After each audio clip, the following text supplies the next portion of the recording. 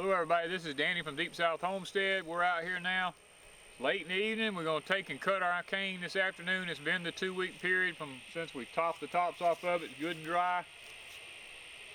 We're going to cut it this evening. We're going to squeeze it and make syrup in the morning. So we're going to cut it with the loppers and pile it in the trailer and leave it there.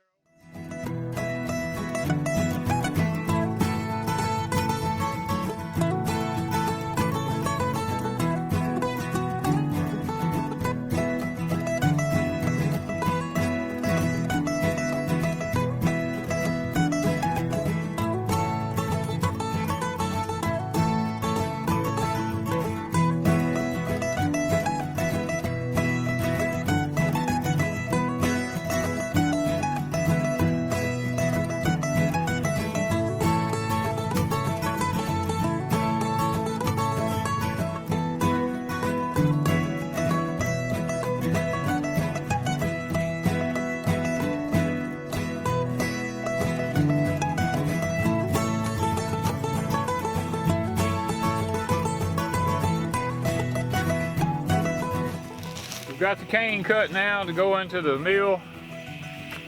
We're kind of just not doing a large amount this year. We're going to be replanting most of what we've got so we can expand our cane patch.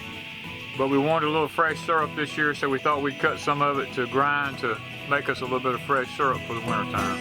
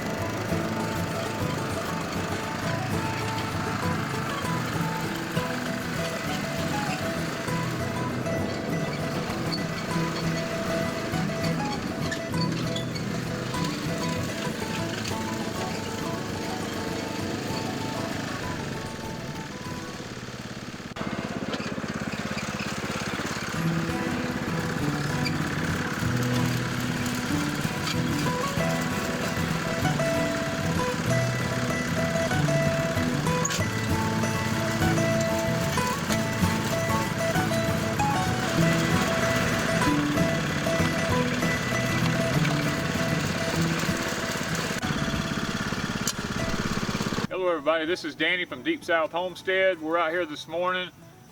We cut our cane last night. It is about 6:45. We're going to start grinding the sugar cane this morning into juice, and we're going to be cooking syrup today. So we're going to hope y'all enjoy the process of watching us do this. Now I know we're doing it with a lawnmower. We're not doing it the old traditional way. But I don't have my building set up, and I don't have a mule, and I don't have nobody who has a mule. So we're just going to do it the way we have to here today at Deep South Homestead.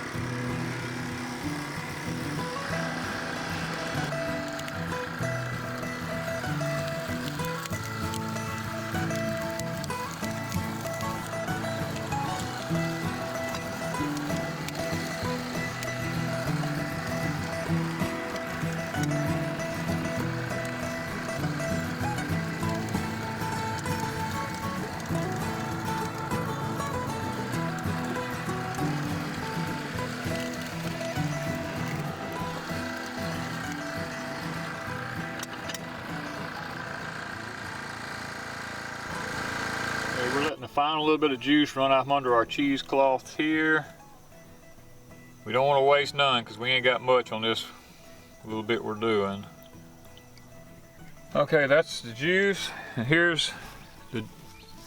this here is all the trash that comes out of it right here. So, gotta get another pot and get going again. All right, we're putting our next layer of cheesecloth on here. We're using this today because we don't have the evaporator pan in the building built down there for this other system to work off of. So we're just grinding enough today to make us a little syrup to get us through the winter time. It ain't gonna be much, but we just want to make a little bit of syrup. Right. Normally the juice would pour down into this thing here, and it would come out down through here through a PVC pipe and run down the hill to go into the evaporator pan that we would be cooking in. But because we're grinding such a small amount today, we're only going to we're gonna put it in these black pots like this. We're gonna take it to the house and cook off our syrup in the house. Mainly because our sugarcane patch this year is not as big as we'd like, and we're trying to replant it to make it a much larger patch because of the fact that most sugar now has got Roundup in it, and we're trying to fix it where we can make our own sweetener here at Deep South, and we're gonna need more cane to be able to do that.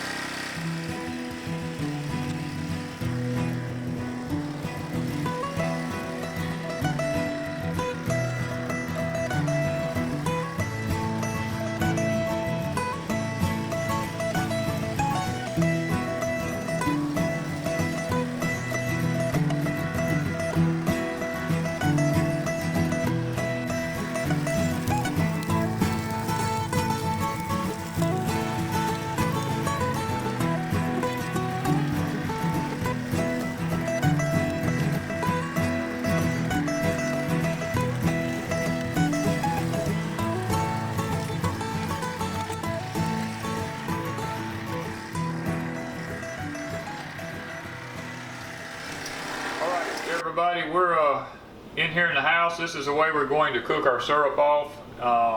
We're going to do it on the stove in some pots, and what I'm doing is I'm just taking and I'm ladling the cane juice. This is what's called sugar cane juice. You can see it looks like dirty dishwater, to be honest with you, but we got to cook the impurities out of it. That's what's involved in syrup. All syrup's made that way. Cane syrup, that is. What we're going to do is we're going to fill us a pot full, and we're going to cook it down. Now, it's a little bit of a time-consuming process because you have to cook and skim, and you got to know when to skim, because if you skim at the wrong time, then the drugs out of it, or the impurities, is what the old people call it drugs, but the impurities will actually fall down into the syrup if you try to do it too late in the process, and then you won't get it out of the syrup. You'll have dirty-looking syrup. So we've got the juice in the pot now. It's beginning to actually start steaming a little bit, and as you can see, this is what we're talking about. This is the beginning stages of the skimmings that start coming to the top right here. Now, you don't want to be messing with them too much while you're cooking, because if they ever drop down into it when it starts making syrup, then you've actually got nasty syrup then. So we will be kind of taking our time and pulling the skimmings off kind of slowly whenever it gets to that point. We're just not quite at that point yet. I want to show the better the job you do of skimming, and when you're squeezing out your juice, the filtering process makes your skimming a lot less. As you can see in the bucket here, this is, I mean, it looks really nasty. This is what actually comes off of cane syrup when you're cooking it. This is the trash and the drugs that I talk about. And as you look over, you see it running to the edges of the pot. Now, you don't want to get it too hot, so I'm fixing to have to turn this down a little bit and skim that off. But the better filtering process you do when you're squeezing your cane juice, the less work you have to do when you're cooking. Get to take a look in this pot here. Now, this is a little bit difficult because this is kind of a deep pot. It's not your normal setup here, but I want to show you, this is the skimmings that we're talking about here. If I can figure out how I can get this around where you can kind of get a view of what we're talking about taking off of there. It's kind of like that. That's the skimmings we're talking about taking off, and we put them over here in the pot, and you can kind of see this was completely clean just a minute ago. That's how nasty it is. There we go. That's what we're talking about. We try to take this off. And basically all you're doing to make syrup, when you squeeze this, you're just cooking the water out of the syrup is all you're doing, because when there's so much sugar in this, that's basically all you're doing. Now we'll let that go just a little bit. We're not going to take too much more off of it. Well, here we are now. We've been cooking for, we've been cooking for 2 hours almost. The original line was right up here, you remember, of the juice. Now we're way down there, and we're beginning to get to the point where we're not going to be far from it wanting to cook in to start making syrup. You can see the difference in the bubbles the way they are. That is what you call the beginning stages. Now this other pot, look at the difference on it. See, this one here is not nowhere near ready to make syrup. The one beside it is already getting to that point where you see the little tiny bubbles starting to pop up. Now I'll show you a little bit later on. One of the ways you determine your syrup is by the bubbles and how they rise. All right, here we are. We have our pot. As you can see, we were originally right here with the juice. Now we're probably not an inch deep on the bottom. It's been 2.5 hours now. And you see the difference in the bubbles? Now in a minute they're going to change, and the whole pot's just going to foam up with foam. And we're about to really watch our temperature then, because that's the point you'll scorch the syrup. So we'll bring you along when we get to that point. Now when you get to this point and you start seeing these little tiny bubbles popping up everywhere like this, you do not want to be stirring or moving your syrup around any, because if you do, if there's any trash left in it, it will get mixed in with the syrup and you'll not be able to get it out hardly. So at this point, just let it cook. Okay, this is one of the next stages. We've got, you see how the bubbles have changed now. They're getting to be more uniform, and you see the little skimmings floating around in it. You do not want to be touching it at this point, because if that goes down in it, then you have lost it in the syrup. Now you notice how, watch it, see how the bubbles are getting to be more and more? They're gradually growing. What's going to happen in a minute, they're going to start coming up that pot. And that's when you got to watch it, because that's when you can scorch it. Okay, now we're up to what's called the 1/4 inch bubble stage. It's coming up the thing. We're looking for 3/4 inch to 1 inch bubbles. And you can see they're starting to form in here, but the middle still got like these little 1/4 inch bubbles in it. But you'll see the bigger ones starting to form. Now that's where we got to start watching to make sure we don't scorch it.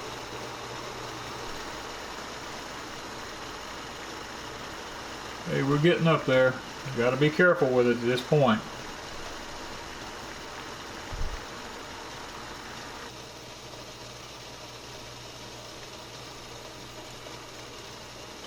Okay, we're starting to see a lot larger bubbles over here around these edges now.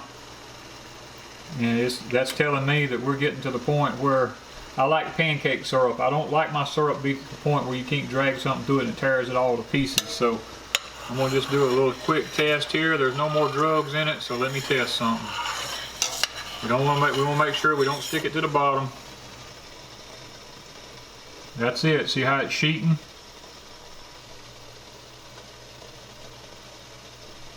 That's pancake syrup. We're there.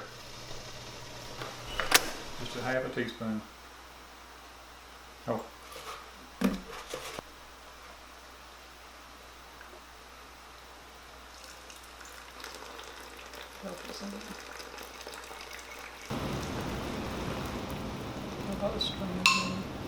I didn't see it. So we have one jar sealed.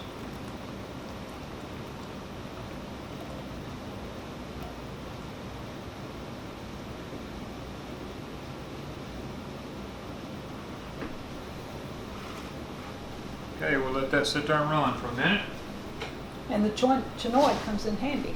That's another use for a chinoy right there. We have the cheesecloth and the which was actually sent to us by a fellow subscriber. Yes, and it's been very handy with this. We like to always test our syrup to see the consistency that we have, to see, make sure it's what we're wanting. Okay. set it in the fridge, kind of cool it down pretty quick. All right, we're gonna get a pint this time. And the first jar is sealed, so Yeah. that's pretty awesome. Matter of fact, you can hear it in this video. We're just gonna clean the rim, put a lid and a ring on it, and let it cool. Yeah, you can just, it's already been processed, so all we got to do is just put a ring and a lid on it, and it's already been sterilized. The jars have been sterilized. We just took them out of the oven. Yeah, we put lemon juice in it, and the lemon juice, I know y'all are gonna ask, is that's to keep it from turning to sugar. All right, everybody, we're finished with our cooking syrup. Let me say this. If you plan on trying to survive on a homestead and you try to do this stuff to have sweeteners, what you're looking at right here is 4 pints of cane syrup that came out of 5 gallons of juice this morning we squeezed. This is 8 hours worth of cooking on a stove. Now, we did this as an experiment to see, should everything happen and we have some kind of life-changing event in this country where we would need to come up with our own source of sweetener, then what you're looking at right here is 8 hours worth of cooking. So it's a lot of work being sustainable on a homestead. Now, 1 pint, you know, is only filled up to here. These have all sealed. We kept some out because tonight Wanda's going to be making biscuits and we're going to have fresh cane syrup with it. But we wanted to show y'all this process of making cane syrup the old-fashioned way without using all the old-fashioned amenities. Now hopefully in the future, probably next year, we're hoping to have everything set up where we can do it the old-fashioned way with the evaporator pans and all, like y'all saw in the first part of the video when I used to cook syrup a lot. We just don't have that set up on this particular homestead now. That was on my other homestead. I have the evaporator pan still, and I have everything I need. I just have to get a building built and get a furnace built before we can actually do it again. But we wanted to show y'all this process. We're a little bit early this year, and we done this only in the time of the year that we done it to show y'all how sugarcane syrup is made. Normally, I would not do this till sometime in November when it actually got cold enough to do it, because if you try doing this process outside with temperatures warmer than 32 degrees to 35 degrees, what happens is the bees come out of the woodwork everywhere, yellow jackets, honeybees, and they literally will take you over. You end up getting bee bit a lot because you just can't get rid of the bees. So that's why we did this time of the year. I'm not recommending doing it this time of the year. If I was doing it outside, I would not have done it this time of the year. But we did this to make this video to show our subscribers how sugarcane syrup is made. I hope y'all have enjoyed this video. Thank y'all from Deep South Homestead.